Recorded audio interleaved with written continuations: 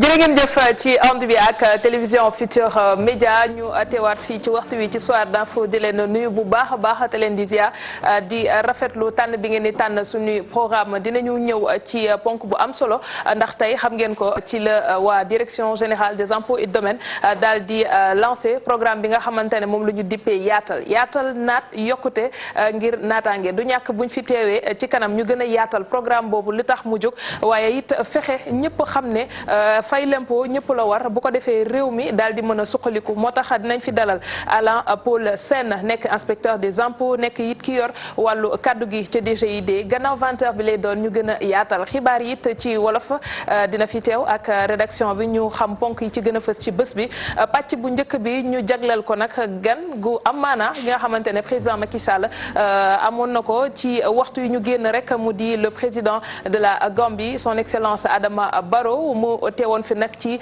loo xamante ne rek li ko tax a jóg mooy conseil présidentiel bi ñuy amal ci diggante ñaari réew yooyu lan lañ fa tënk ci ay mesures lan lañ fa jëlee dinañ ko waxtaanee it waaye it xool fa ñu jógee di conseil présidentiel bi nga xamante ne moo njëkkoon te ñu amaloon ko ca Banjul ci atum 2018 lan lañ ci diggee woon lan lañu waxoon ci engagement ni dinañ ko def te xëy na jamono ji am na lu des wala am na lu jot a am loolu yëpp dina leer ak ki nga xamante ne moo di monsieur Momodou Tangara nekk ministre bi yor affaires étrangères bu Gambie monsieur le ministre dalal jàmm ci plateau bi. jërëjëf Aram bëgg nañ pour nekk ñëw fi tey. monsieur le ministre dama leen bëggoon laaj ñu def ko anglais wolof wala français bu la gën a. bu la neex rek xam nga gan bu ñëwee moom ci dëkk dañ koy laaj bu ko gën a muy français muy anglais muy wolof boobu bu la neex rek. kon nañu jël wolof bi. ndax mbokk yi ñu ci bëri gën a comprendre waaye dañuy njëkkee ci conseil présidentiel bi nga xamante ne junj naa ko léegi. te ñu génn ci lan mooy solo su boobu leen ndaje ci diggante ñaari réew mi. jërëjëf Aram ndaje bu am solo la. ba pare dañuy defee interview bi ni si wolof tam moo am lu am solo. parce que foog naa ne comme ñun suñ ñaari réew yi bokk nañ làkk yi balaa ñuy làkku keneen yaay nasaraan ñu waxtaan si suñu làkk. tey président Macky Sall wax na ko bu muy tëj mu ne parce que c'est quand même surréaliste ñu toog. ñii di wax anglais ñii di wax français te ñun ñëpp mun nañ wax wolof. wala war nañ wax mandeng wala war nañ wax pël wala leneen. donc loolu ñu ngi koy rafetlu bu baax. ndaje bi nag ndaje bu am solo la parce que tey jël nañ ay matuwaay yu ñoom joxe nañu ndigal yu leer pour ñu fexe daal diggante ñaari réew yi naka la diggante bi gën a mun a ratax parce que ñun dañ bokk boo xam ne war nañoo fexe ñuy gën a jaxasoo pour kenn bu mun a jaxasee parce que tey yàlla may na ñuy toll ci jamono boo xam ne mu nekk ci jamono président Macky Sall ak président Adama Barrow ñaari njiit yoo xam ne ñu déggoo. loolu musul am ci taarixu Gambie ak Sénégal. ñun nag gëm nañ ne tey lépp loo xam ne mënuñ ko def tey duñ ko mus a def te loolu nag génération future yi duñu ko baal moo tax tey jël na décision yu fort ci affaire libre circulation des personnes et des biens jël nañ tamit décision ci la domestication des vols entre Banjul et Dakar parce que dëgg-dëgg diggante Banjul ak Dakar 20 minutes la. ngay ñu lay fayloo xaalis bu bëri ba loolu gis nga dina nekk loo xam ne dina rataxal diggante bi ak facilité dem bee ñëw bi diggante ñaari réew yi. loolu ñu ngi koy rafetlu bu baax. alors dinañ ñëw ci mesures yooyu nga xam ni junj nga ko léegi bu ci nekk mais damay bëgg man ñu dellusiwaat ci li nga xamante ne moom la ñu njëkkoon waxtaanee. ca Banjul. ndax boobaak léegi am na ci loo xamante ne nii gis ngeen ni diggee woon nañ ko fa te jëmmalaguñ ko. waaw loolu moo tax ñu mettre l'accent ci affaire domestication au vol intérieur entre Gambie ak Sénégal. ak affaire libre circulation personnes yi ak biens yi. demlante be ñëwlante bi loolu moo tax ñu dëgëral ko bi parce que boo gisee ñaareel saa yu nekk problème am yu ndaw am diggante Gambie ak Sénégal ci yëfi frontières yi la donc loolu nag dañ bëgg mu doon loo xam ne dañ koy wax mu nekk affaire passé bi loolu moo tax tey loolu ñu jël ci matuwaay bu baax waaye yéen gis ngeen progrès yu am parce que depuis premier conseil présidentiel bi ubbi nañ fi pont Sénégal bi loolu nag doon na loo xam ne taarix bu mag la parce que depuis 1976 ñu ngi wax affaire pont boobu waaye dara xewul ci yàlla def na nag ci jamono ñaari njiit bi la amee parce que bokk nañ gis-gis bokk nañ jëmukaay loolu nag ñu ngi koy rafetlu bu baax. jërëjëf ñuy nuyu Binta Diallo bi ñu fekk ci Bintu. naam dara rek jàmm. maa ngi lay nuyu Aram. di nuyu monsieur le ministre xam naa ne xam nga loolu maa ngi lay dégg ci suba si rajo bi. ak embouteillage bi ak liggéey beeg embouteillage ba nga yegg si. merci Aram maa ngi lay nuyu monsieur le ministre. alors dañuy continuer ci logique bi nga xamante ci lañ nekkoon dañu génne ci fan yi monsieur le ministre boo fi teewee faw ñu laaj la ko ci enquête boo xamante ne ni BBC fësal na ko ci daggum garab bu doy waar diggante Sénégal ak Gambie mu nekk loo xamante ne mi ngi yàq suñuy frontière te réewu Sénégal da ci amoon yaakaar bu baax ne ak président Adama Barrow bu yegsee loolu dina gën a wàññeeku mais dafa mel ni dafa gën a naxsaay lan moo waral loolu nguuru Gambie jël nañ si ay matuwaay. déjà fu mu nekk nii tere nañ kenn mënut a exporter bant mu jógee Gambie dem feneen ba pare jël nañ tamit am na jamono yoo xam ne ñuy jël ay policiers ñu stationné leen si boor yooyu pour ñu xaw naka lañ koy xeexee parce que ñaari nguur yëpp xam nañ ne trafic ñooñu seen xaalis bu ñu ko amee xam nañ fan la ñuy jëlee nguur la ñuy xeex donc du ñu toog di seetaan ñu dooleel leen donc si fànn boobu ñu ngi waaye léegi comme dinañ am patrouille conjoint joint border patrol loolu dinañu dimbale bu baax ba nga xam ne ñu mun ko xeex gis nañ lu yàggul ñu jàpp ay ñoo xam ne ñu ngi amee ay ivoire ay bant ivoire ñun suñ dëkk yi fan ngay rey éléphant donc feneen la ñuy jógee di ñëw def ko point de transit waaye moo tax nag ñun ñaari force de défense et de sécurité ñoom déggoo nañ pour ñu xool naka lañ. mais fan la mbir yi soo xewee parce que bu ñu nee dañuy jël mesure c'est parce que am na loo xamante gis nañu Mathéo fan la soo xewee. waaw xam nga. ci contrôle bi la. ci man foog naa léegi dogal bi la wala application loi bi moo des ci fan la. non du application loi xam nga saa yoo tëralee say mesure rek trafiquant tamit moom am na ay pexeem loolu moo tax tey lu ñu bëgg mettre l'accent sur mooy intelligence gathering and sharing mooy partage renseignement ak naka la ñuy collecter renseignement. donc foofu foog naa loolu lu am solo la pour suñ ñaari service de renseignement yi ñu liggéey si loolu. ah c'est vrai ñu koy wax sur le papier. parce que mbiru trafic boobu dafa yàgg. chaque fois dañuy wax ne dañuy dagg suñu garab yi. di daw Gambie di ko jaay ay chinois. est-ce que loolu tamit gouvernement Gambie. wala autorité gambienne yi amul complice boo xam ne am na ko ak les trafiquants. complicité yi si boor yi yëpp la nekk muy Sénégal muy Gambie comme lu ma la trafiquant mafia la mafia bu am doole la te xaalis moo si nekk c'est comme drogue la donc pour nga xeex ko fu mu jaar nga jël matuwaay yu leer waaye déjà léegi bu ñu jëlee ay mesures ba ñu xam ne léegi kenn mënut a exporter à partir de la Gambie fan ngay jaayee sa bagage donc loolu déjà c'est une mesure forte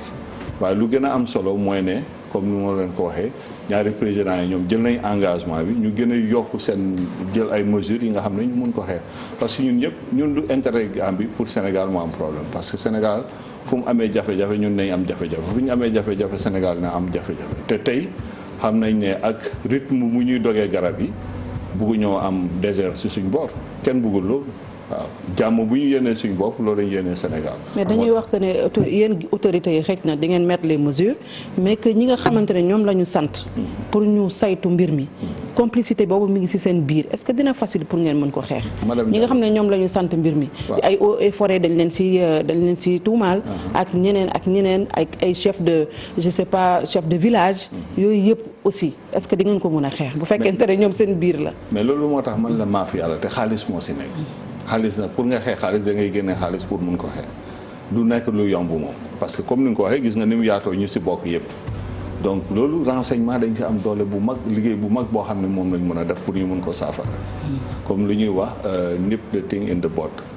l'étouffer dans l'œuf loolu pour ñu def ko fu mu jaar ñu population seen bopp ñu boole leen ci ñoom seen bopp ñu nekk seen police bopp parce que lu ñuy xeex pour seen njëriñ la ñoom tamit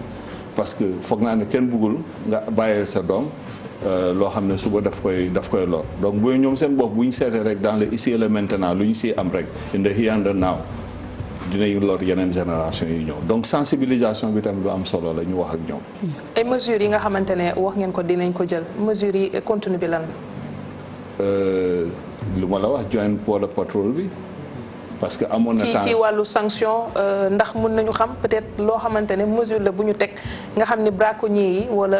ñi nga wax. dañ koy déjà au niveau du Sénégal. président ñu mën a jël yoo xamante ne nii dinañ ko dégg dina leen dissuader. déjà président Macky Sall tey wax na ko leer na nañ ne dinañ jël ay daan yu am doole teg ko ci kaw ñooñu donc foog naa bu ñu defee jëlee lu mel noonu ñeneen nit dina leen décourager. daan yu mel naka. loi bi dina jëflante. ñaata atu kaso. non xaw loolu moom xaw ma ko wax dëgg neex yàlla. alors ci fànn boobu la ñuy des ba tey parce que bu ñu waxee zone boobu naam bu dee am na garab yi nga xamante ne solos bi am na ko si réew yi ñaari dëkk yi mais aspect touristique dafa am solo tamit surtout Casamance li nga xamante ne moom lay représenté ci réew mi waaye it Gambie ci forêt bi naka la ñuy def tey ba ci wàllu tourisme mu gën a suqali ko ba nit ñi dinañ gën a sawar di dem si zone boobu noonu waaye it mu am ay bërëb yoo xam ni dina leen mën a attirer. bon tourisme moom pour mu am déjà paix sécurité ak stabilité moom mooy indi tourisme fu amul jàmm du fa dem donc loolu c'est la condition sine qua non pour tourisme mun a ñëw touristes yi tamit bëgg ñëw gi ñu gis désert boo xam ne àll boo xam ne dara nekku fa kenn doo dem perdre sa temps si loolu donc boobu loolu moo tax ñun ñëpp suñu intérêt la ñu liggéey ensemble te en plus boole nañ si Guinée-Bissau ñu boole liggéey pour ñu seet naka la ñuy xeexee. da nga wax sànq monsieur le ministre Binta baal ma système de renseignement bu ñaari réew yi ci lan lañ koy wékk ci force de sécurité yi rek wala dafa am plateforme boo xam ne teg nañ ko ngir fexe yeneen commission wala comité yu ñu teg ngir fexe dooleel boobu collecte d'info. loolu foog naa spécialiste yi dañ si waxtaan waaye foog naa ne ak lu ñu munti waxtaan lu ñu mun a mutualiser suñ moyens yi te boolewuñ si population duñ réussir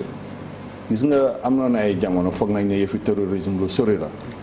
mais mu ngi ñuy jege ndànk-ndànk donc yëpp si loo xam ne dañ koy jël ñu boole suñ doole yi pour ñu mun a xeex lii parce que bu ñu ko xeexul ba ñuy am doole kenn du leen mun a contrôler parce que terrorisme lu ñu bëgg moom mooy état de non droit ba pare ñu mun a foofu bu ñu fa nekkee dinañ mun a def lu leen neex donc tey ñun ñëpp suñu warugal la population yi parce que loolu moo tax man la sensibilisation bi dafa am solo parce que nit yi bu ñu xamul impact bi ak conséquences yi dina jafe trop ñu booloo parce que xaalis bu ndaw bu ngay am noonu lu ñu lay jox ñoom lu ñu siy am xaalis bëre la waaw donc yow kenn bëggul sacrifier sa avenir u génération yi di ñëw suba. yaa ngi koy wax sànq sécurité am na solo président Barrow bu mu nekkee ci boppu Gambie daanaka mat na ñetti at wala ci la toll. est-ce que mënoon nga nu wax tey boo ñu doon xaymaal bilan bi nga xam ne def na ko ci Gambie lan la apporté la Gambie le président Barrow. déjà xam nga dafa am leen lu am solo tey Gambie nit mun nga wax saa nga gestu ndax dinañ lay jàpp wala leen loolu rek aire de liberté boobu rek loolu amul prix. sur le plan démocratique ñun Gambie xamuñu woon ay manifestations yi kenn xam dañ ko daan gis Sénégal ak feneen waaye Gambie loolu tey nag ku nekk ngi jóg di manifester loolu progrès la boo ko waxee mu ne la gis nga démocratie dafa am prix bu ngay fay. récemment amoon na cas boo xam ne mu am député boo xam ne daf ko génne député bi def appel mu dem devant la Cour suprême il a été débouté deful appel loolu tamit indépendance justice bi loolu lu am solo la tey tamit. nguur bi teg na ay matuwaay pour ni mun a investir ñu garantir seen investissement parce que si jamono du ñuy wax ne pour mun a attirer ay investisseurs dañuy wax ne nañ la jox tax holiday doo fay non man dama ne investisseur boo xam ne sérieux na soxlawul tax holiday lu mu bugg mooy nga tegal ko legal framework bi nga xam ne moom mooy protect business am donc loolu lépp loo xam ne lu am solo la en plus ñu ngi am lu ñuy wax TRRC bi Truth Reconciliation and Reparation Commission loo xam ne nit yi ñu ngi ñëw wax lu ñu jànkonteel si jamono yooyu an lu gën a am solo si loolu mooy capacité de dépassement population gambienne parce que dégg nañ lu métti yu naxari waaye taxul nit kenn xeex wala ñu def dara ñu ngi baalante an foog naa ne société noonu la mun a demee nañu baalante mais bu ñu fàtte yi nga xam ne yu bon yu amoon. pour ñu bañ mu am dafa am solo même suñu baalante wee ci commission de réconciliation boobu noonu dina baax tamit ñi nga xamante ne jàpp nañ dañ leen tooñ justice def liggéeyam. justice dina def liggéeyam waaye ñun duñ interférer ak liggéeyu commission bi loolu dafa des ci recommandation yi commission bi di joxe commission bu indépendante du na nguur bi moo xam ne dafa lii jàppal kii bàyyil kële ñoom seen recommandation yi ñuy joxe buñ ko joxee gouvernement dinañ toog ñu seet naka lañ koy def. mais dafa mel ni commission boobu benn wàll rek la dégluwul beneen wàll bi maanaam dañoo déglu ñi nga xam ne dañu chargé ancien président Gambie di Yaya Jammeh dégluwuñu ay nitam ñu doon dal ci kawam la ñu gën a déglu. mais buñ la nee Truth Reconciliation ku nekk mun nañ la invité nga ñëw des nañ ñoom ñooy choisir kan la ñuy invité. ñooñu kenn terewu leen ñu wax gis ngeen récemment amoon na manifestation ñuy manifester ñu ne pour Jammeh dellu si waat pour jox nañ leen autorisation ñu manifester mais monsieur le ministre aussi président dafa am lu mu diggee woon balaa muy falu dafa ne woon bu defee ñetti at dafay bàyyi nguur gi mais manifestation yooyu lu ko indi bokk na ci dañoo jàpp ne dafa bëgg a renoncer à sa parole maanaam bañ a respecter kàddu gu mu sàmmonte woon ak Gambien yi est-ce que ci loolu la nekk. Binta dëkk bu nekk loi suprême bi mooy constitution Gambie lan la wax juróomi at la wax. yéen boo leen toogee en tant que politicien ngeen waxtaanee lii la ñuy def loolu seen waxtaan la waaye boo ñëwee waat ci constitution bi ngay waat donc man gëm naa ne dafa war a respecter lu nekk ci constitution. li mu waxoon nag li mu waxoon nag loolu waxtaanee ñoom ñoo ko waxtaan peut-être balaa ngay dugg ci nguur xamuloo réalité nguur mais déjà réforme yu mu bëggee jël yëpp loolu mënuloo ko def ci ñetti at c'est pas possible fu mu nekk nii commission pour def révision constitution bi ñu ngi def ay consultation fu nekk lañ dem ba léegi parewul nga bëgg a def réforme secteur de sécurité loolu du loo xam ne da nga koy def en 2 ans en 3 ans xam nga boo nekkee ci biti nguur nga nekk c'est différent boo ñëwee c'est une autre réalité beneen réalité. mais Afrique dañuy am le respect de la parole donnée gis nga li fi xewoon ak Abdoulaye Wade suñu président bu mu ne wax waxeet moom tam bu fekkee dafa nar a wax waxeet gis nga ne Gambie yëngu woon na xëj na dafa am li ngeen ci li autorités yi tëral ba manifestation yi xaw a moytu dañoo randu rek mais dañuy koy xaar mu bañ a respecter parole am xëj na. Binta gis nga buñ doon génnee président bu fi jógee président Yaya Jammeh lan lañ teg comme argument mooy constitution bi nañ leen xaar waxtu sangam constitution bi defatu ko président bu feneen ne day toog day nekk rebelle donc loi suprême mu dëkk bi constitution bi la man légaliste la man dama gëm lu nekk ci constitution bi du ay politiciens yi du ñu waxtaan fële loolu seen waxtaan la ba pare nit ci boppam jamono du ne ay waxeet sax waaye di nga wax dara nga gis ne maa ngi nekkoon ci lu ma nekkoon erreur la. dafa reproduire li nga xamante ne moom la président Macky Sall defoon rek. non waaye bii da nga am constitution ak lu ngeen wax loi ak yéen di ngeen waxtaan yow tey boo génnoon a Binta ngeen waxtaan aram ngeen waxtaan li ngeen waxtaan ngeen enfreindre loi bi lan la leen loi bi te teg loolu seen waxtaan la waxtaan privé la. kon tey bu amee ay tension di ngeen fexe daal di calmer lépp ndax fas yéenewul changer position ndax 5 ans lay def. tension boobu jeex na loolu c'était une tempête dans un verre d'eau. ah bon loolu jeex loolu jeex parce que boo gisee même ñuy génn bu ñuy wax ñetti at. ak ñu génn waaw 3 years jot na ak ñu génn bu ñuy wax 5 ans mun loo ko comparer waaye presse bi nag média bi xam nañ ne ñoom souvent dañ foog ne bu ñu waxee loo xam ne luy favoriser gouvernement la dafa mel ni dañ koy jàppale mais du loolu média foog naa ne lu am solo mooy nga wax lan mooy dëgg lan moom mooy what obtains in a country. yéen suivre ngeen gars yi bu ñu génnee ñu def ñuy wax pour 5 ans est-ce que suivre ngeen loolu. doo comparer foule boobu ak beneen foule. waaye lu gën a rafet ci manifestation yooyu yëpp mooy ne force de sécurité yi am nañ capacité bi nga xam ne ñu mun koo contenir fan nga mos a gisee ñuy manifester ñuy ataaya di naan amul fenn. gis nañ yeneen dëkk yu ñu gën a développé ci démocratie bu ñu amee manifestation dañuy wër di yàq li waaye ñun lépp mu ngi dem ci jàmm bépp bu mujjee bi ante loolu. dafa am ñoo xam ne dañuy saa yu manifestation amee rek am na ñoo xam ne dañ sira ñaata yoon lañ fi wax ne am na ñu sira yu kenn xamul man ne man loolu daf may fàttali temps yu ma nekkoon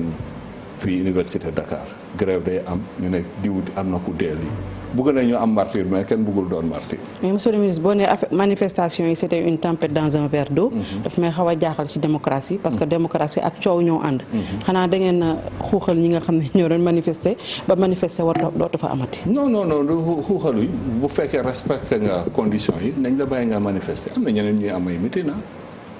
mais ñun suñ démocratie Afrique foog nañ ne da ngay jóg di manifester rek démocratie nag processus la. et puis dafa ànd ak éducation est-ce que suñ population am nañ éducation ça aussi c'est une grande question boo xam ne dañ ko war a laajte parce que ñun suñ dëkk yi mënuñoo toog nag chaque jour nga ne da ngay manifester nga bloquer économie déjà ñun gis nañu fu ñu toll dëkk nag liggéey moo koy yóbbu liggéey àndul ak ay manifestation tous les jours nañ leen waxante dëgg alors leneen loo xamante ne wax ngeen ko ci conseil présidentiel bi nga xamante ne jóge nañ ci muy dem beeg dikk bi ci diggante Sénégal ak Gambie te souvent ci weeru février bii ñu weesu rek déggoon nañu ñi nga xamante ne ñooy transporteur routier yu Gambie bloqué axe bi ndax jàpp nañ ne waa Sénégal bu ñëwee ba Karam bi ñuy am jafe-jafe. tey dellusiwaat nañu ci mesure boobu ndax dañu ne woon ñoom am na délégation gambienne buy ñëw Sénégal ngir waxtaan ak autorités yi fan ngeen toll ci waxtaan boobu. délégation boobu man maa ko jiite woon ñëwoon nañ fi ñu am waxtaan boo xam mu jaar yoon ñëpp xam nañ ni ñun boo gisee ñun réaction la par rapport ak li gaa doon comporté de l'autre côté problème bi bu ñu waxee dëgg rek te yàlla tax côté Sénégal bi law donc ñoom ñu neen waxtaan nañ seet na naka lañ koy saafara tey ñoom muy syndicat bu Gambie ak bu Sénégal ñu ngi waxtaan moo tax lu ñu wax mooy lu am solo an seen ministre du commerce moom moo ko wax Aminata Assome Diatta ne nañ am ay cellule de veille monitoring mécanisme parce que bu ñu amee loolu di nga gis ne balaa dara di jóg dinañ seet naka lañ ko mën a saafara parce que nag comme président Macky ni mu ko waxee ak président Adama Barrow mooy ne am na ñu bëri ñoo xam ne tam bëgguñ jàmm bi am si réew mi ñaari diggante am na ñoo xam bëgguñ jàmm donc ñoom lu ñu mun a def rek pour jaxase rek dinañ ko def donc ñun nag suñ warugal la ñu fexe ba nga xam ne lépp loo xam ne day indi ay jafe-jafe indi réeroo ñu mun ko saafara si ni mu gën a gaawee si waxtaan parce que lépp nag si waxtaan lay mujjee. mais monsieur le ministre Yaya Jammeh fu ngeen di mujjee ak moom da ngeen koy indi Gambie àtte ko demandé ñu indi ko wala da ngeen koy bàyyi ñu yóbbu ko CPI le sort de Yaya Jammeh fu muy mujj. waaye da ngeen koy bàyyi mu tëdd fee rek mënuma la si tontu loolu si loxo justice bi la nekk ñoom ñooy décider waaw ñoom ñooy décider parce que balaa ngay yóbbu ne tamit justice dafa am loo xam ne loolu ngay teg fan nga koy yóbbu naka ngeen koy defee loolu si loxo justice bi la nekk bu fekkee suma ministre suma collègue ministre de la justice suma frère Tambédou mu ngi fi woon kon peut-être mu tontu leen si loolu. jërëjëf monsieur le ministre Mamadou Tangara dinañ ñëwaat si moom si kanam ñu dem seetaan publicité.